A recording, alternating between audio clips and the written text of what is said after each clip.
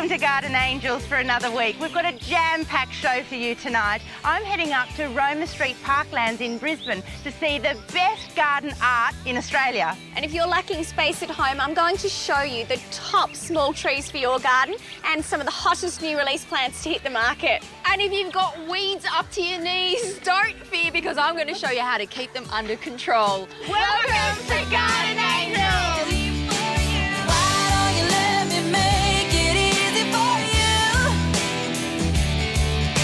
You don't have to try so hard, just let it happen to you. I'll make it easy for you. A big silky oak tree in a suburban setting like this can cause big problems because remember, big trees have big root systems that can lift paving, affect your foundations and of course overshadow the entire yard. But in the right setting, a tree adds beauty and scale to the landscape. So here's my pick of some of the best trees that are tailor-made for smaller gardens. Fortunately, this weeping cherry has well and truly carked it. If you have a look, it just snaps off just like that. It was transplanted during the summer and didn't quite survive the journey. And when it's brittle like that, it's a sure sign that it's dead. Now, another thing that's going on is this tree has been grown with grass growing right up to the trunk. Of course, that grass competes with the plant for valuable water and nutrients. So we're going to rip it out of the ground and we're going to replace it with this beautiful variety. It's called Snow Fountains. It has the most spectacular shape, beautiful pendulous branches, and as you can see, really, really specky spring flowers.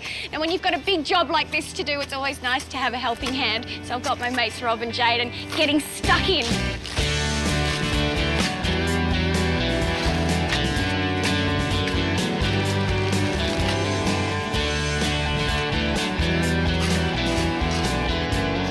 Okay, so we've centred the cherry so that it's brilliantly placed right in front of the window to make a beautiful feature tree. And now we're just going to surround it with perennial petunias for some instant colour.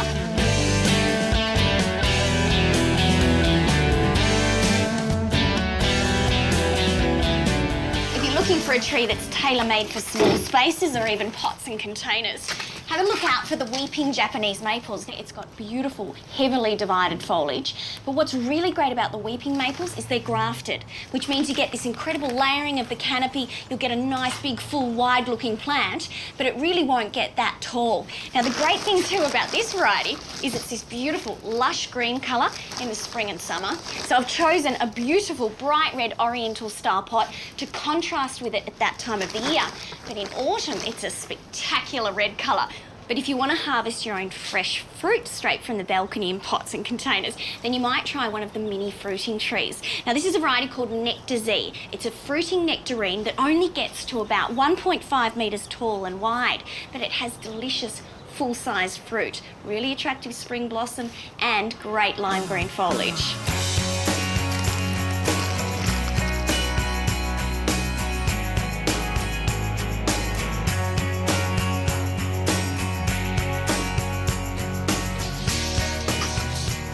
Everybody needs a little bit of privacy, and this is a really great idea for a screening plant. It's a narrow form of the hornbeam, so it has a really nice upright shape. It does get quite tall over time, so you're still getting that privacy, but it doesn't have a very wide growth habit. It's a really nice lime greeny foliage. Now, just a couple of tips when you're planting. Make sure, and I know it sounds obvious, but make sure the tree is straight in the planting hole and view it from different directions. Because once you actually backfill it, it's a lot harder to make it straight.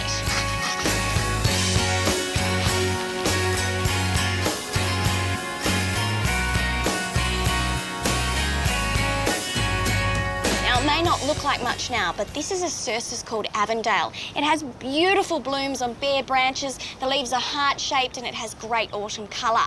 On top of that, it only gets to about 3 metres tall and 2 metres wide, so it's perfect for this spot.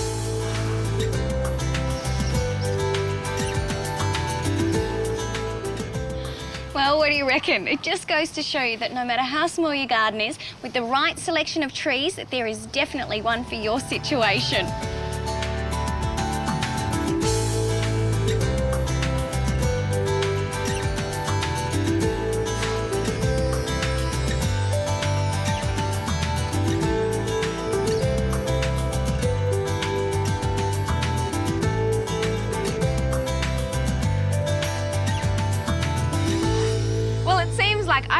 the task of sprucing up this dear old gazebo, and I'm quite excited about it because the first thing I noticed was a whole heap of hooks hanging around the edges. And of course, you can't have hooks without hanging baskets.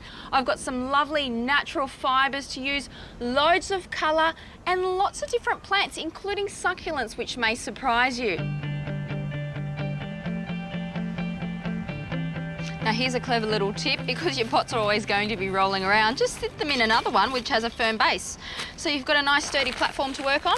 You'll need to get some good quality potting mix, and that's really important. Your plants don't really have a lot of room, so they're not going to have too much available moisture or nutrients. So get something with really good water holding capacities. Also have a look for something that might have, see those little dots in there? That's a slow release fertiliser. And that's always helpful too with a smaller space that a plant has to grow in. So for the first pot, I'm going to do a grey foliage planting. This one here is called Snow in Summer, or Cerastium. Beautiful little white flowers in summer. And this one here is called Senecio. This will add a little bit of height, and then the Cerastium will sprawl over the edges.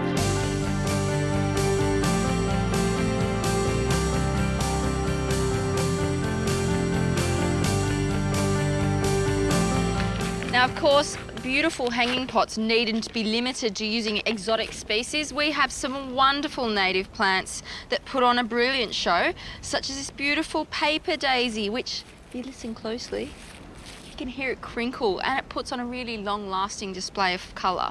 And I'm going to team these with a beautiful red form of Leschenoltia. Beautiful flowers, almost like a sunburst with that yellow centre. And these really hug the ground. So we'll have a little bit of height with the paper daisy, and then the spilling over of the red. It's going to look quite amazing.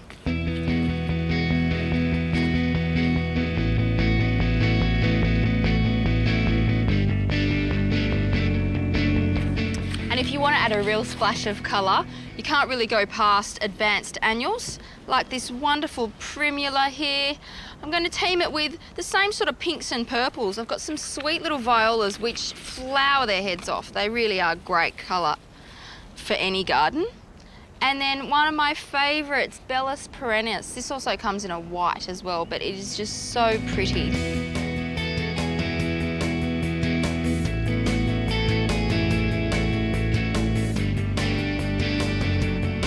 Okay, so it's not a hat. It's actually quite an architectural pot.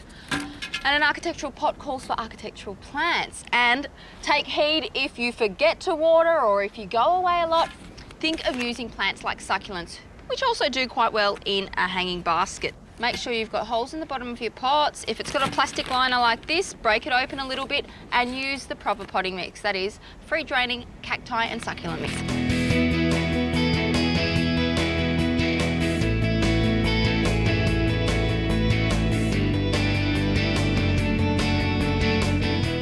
Well, there you have it. Only a couple of hours work in the garden and some great results. Now, I think it's the girls' turn to maybe get onto a paintbrush or two in time for Christmas.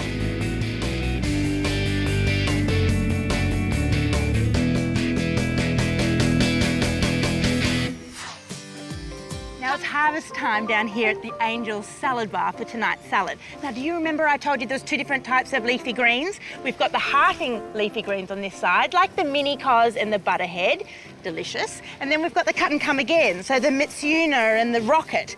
So all you need to do to harvest them is take a big handful of leaves and just cut. It's as easy as that, and they'll just keep coming back. Now, harvesting hearting lettuce is a little bit different. So what I want you to do, not just pull the whole thing out, I want you to just take the heart with your hands and leave some of the outer leaves, and all you need to do is just snip the heart out, and a new heart will form, and you can do that 2 or 3 times during the season. Now, just one more tip about the rocket, because did you notice they're flowering? We don't want them flowering, we don't want them setting seeds, so I just want you to chop the flowers off as they come. Over here, I was a little bit tricky. Green stem bok choy is the quickest crop in the world to grow. It only takes 5 weeks. And I planted in the middle of the snow pea wigwam. So as they grow up, I'll be able to harvest the bok choy. And as they're flowering, you know they're ready.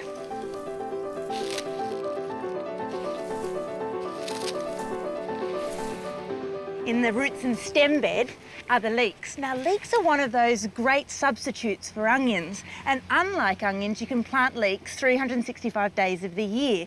So you need to successionally plant them. Now remember, we planted this lot on the first day, then this lot another month later, and I left a little bit of room to plant my third stage. So remember, leeks get planted nice and deep, and then start hilling them up. You just want to add a little bit of soil to get those nice white stems. Now over here in the tomato patch, there's a couple of little chores to do. Firstly, we need to pinch out any flowers that are coming because we really don't want them to flower just yet. So just pinch them off with your thumb and forefinger. Secondly, we need to tie them up because the winds that we've had lately are really throwing them around. So just tie it up to the first rail and that'll give them all the security they need to get to the next one. Now the thing about tomatoes is they have two different types of roots. They have the feeder roots, which are just under the surface of the soil, and then they have the water roots that sometimes go 1 metre down, and they are the roots that we want to water. Cue my pet bottles. A great way of recycling your pet bottles is 1 bottle per tomato. You just want to dig it in. Now I've already put a couple of holes in the bottle top, and that will soak the water through just very gradually. Angle that in. All you need now is a bit of gravel. The gravel does a great job at making sure the bottle doesn't silt up. Now the other little trick about tomatoes is I don't want you to feed them now. All they need is water and seaweed straight into the hole. This will build big, strong plants. Now feed them when they're ready to flower and fruit. And don't forget, extra details are available on the Angels website.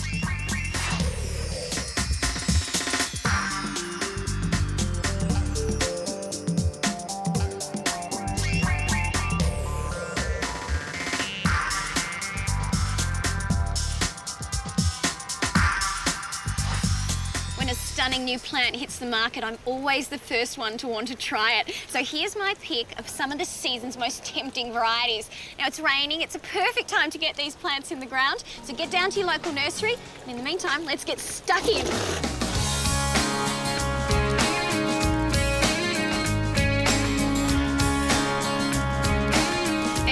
This little stunner for its foliage alone, it's a plant called Candy Kisses. It does actually flower through most of the year. It's got a really delicate pink flower, but it's a really beautiful planted en masse, just like we're doing, or you could put it in a container as well. It gets to about 1 metre tall with a spread of about 80 centimetres, and you just need a good sunny or part shaded position. Now when it's pouring down with rain like this and you want to get the job done quickly, you need an angelic little helper like James.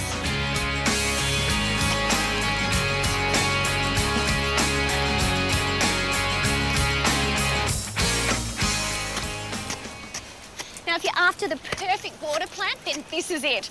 You might be familiar with Society Garlic, which is a really old-fashioned edging plant, but this is a new release form that's called Fairy Star. Now, you can see why. Take a look at these flowers. Starry, subtle, delicate flowers, and it blooms from spring right through to late summer. It's a terrific border or edging plant. It's got quite dainty leaves as well, a lot daintier than the normal form, and it only gets to about 40 centimetres high and 20 centimetres wide. But do not be fooled by its delicate appearance. It's one tough plant, and it'll really stand up to dry conditions.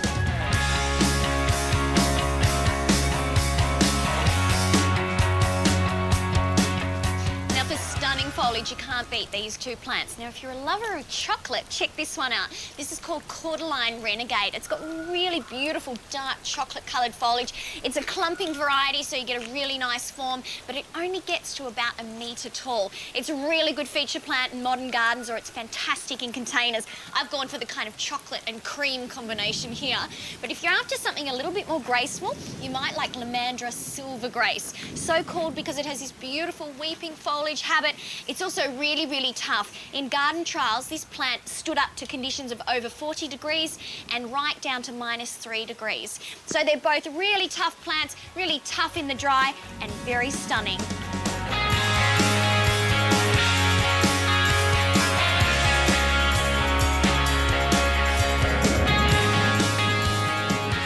Petunia is unbeatable for warm season colour, and this is a brand new variety that's been bred specifically for its heat tolerance.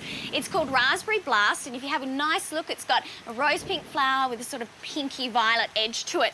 Now, it's actually a perennial petunia, so if you cut it back and you feed it after flowering, you should get a good few years out of it. But it's a really long flowering plant, so it'll flower from early spring right through until autumn. Now, it's a great choice for pots and containers, and I've chosen a nice dark chocolate brown coloured pot that's nice and earthy for great contrast with these beautiful pink flowers.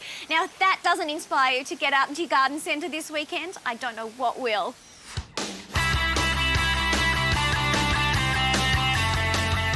Weeds are the bane of every gardener's existence. Even poor old Angel's HQ can't escape them, especially this time of year. So I'm going to give you a few tips on how to identify a few main ones and, more importantly, ways to eradicate them.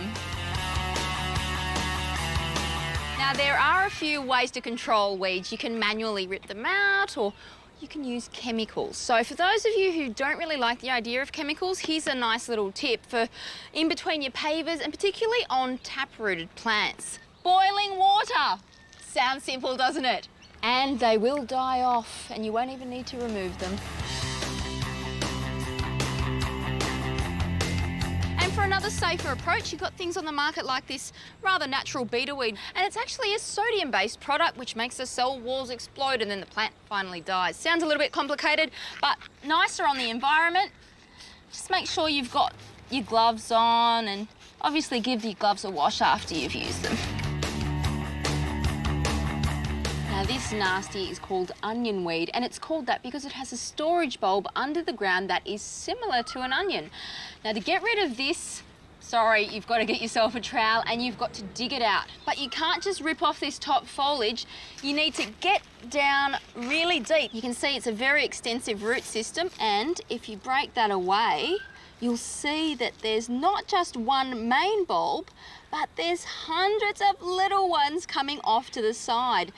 And that's your problem. If you don't take off enough soil when you're digging this bulb out, what you'll do is spread all these babies around, and then you'll have hundreds of little onion weeds popping up everywhere.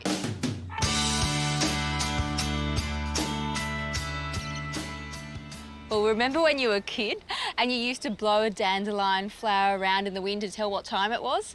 Well, actually, this isn't very good at all, because wind is one of the biggest dispersers of seeds, especially weed seeds. Another big culprit, us and animals. Weeds sometimes have sticky little parts or anchor points that will get caught in your socks or even your shoes, and then we'll trample them to the other end of the garden, and you'll have them popping up where you never knew they existed. Now, as fun as this plant may be to stick all over yourself, it has a very serious side. It's called asthma weed, and it's called that because if you do have asthma, this could irritate your poor little lungs. It's really hard to pull out, and if I left that in that little crack, that would be sure to reshoot. So what I've got is just a simple kitchen knife. I better not tell Linda about this. I've borrowed one of the knives out of the kitchen. And be sure to dig out every last bit of root, because these dark red stems and roots reshoot really easily. So there you have it, a few common weeds and how to deal with them.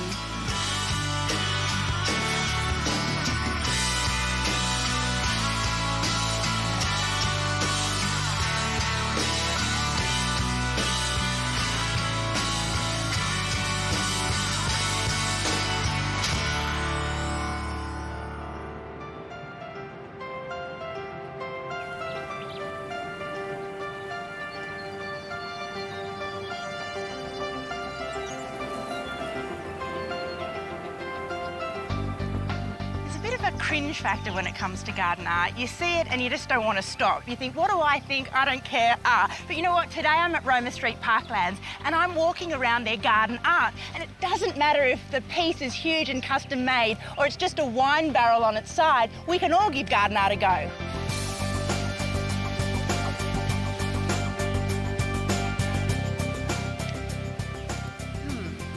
The word sleeper.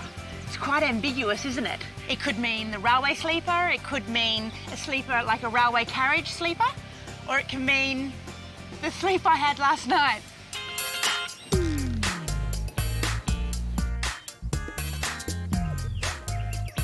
Now, this piece of garden art is really where two worlds collide. Here we have one of the most interesting bronze sculptures.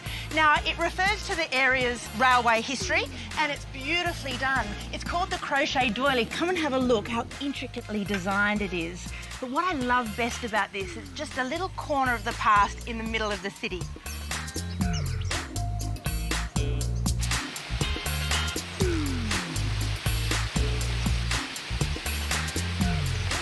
Okay, now to the piece de resistance. I know it's a bit of a dad joke, but it's a great pun. See, most sculptures are made of rock and stone, and this one's made of stainless steel. But I think it's a great reference to Brisbane's rock and roll history.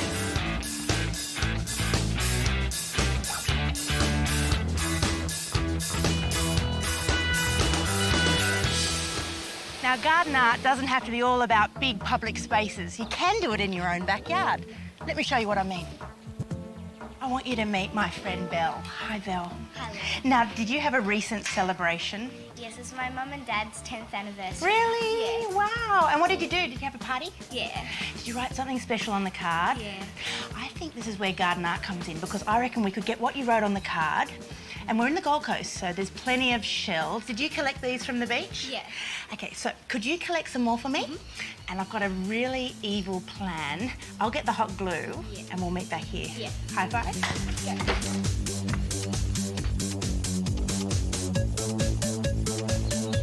I think garden art's better when it doesn't scream, look at me, and it's partially hidden. So Belle and I have chosen the wall of the garage for our canvas. And she's got some gorgeous words that she's written about her family. We've picked out a sentence. It's absolutely beautiful. Oh, great shells, Belle. Okay, now I think the trick here is to actually spell the sentence out on the floor first so we don't run out of shells. So I've chosen this sentence. You like that one? Yeah. Okay, let's do it. Make it.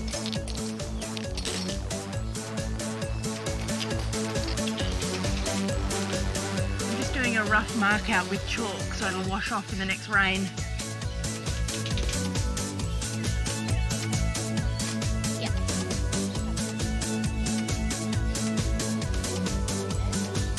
What do you think, Belle? I think it's fantastic. Cool. What does it say? Our family is a happy one. You know what I think?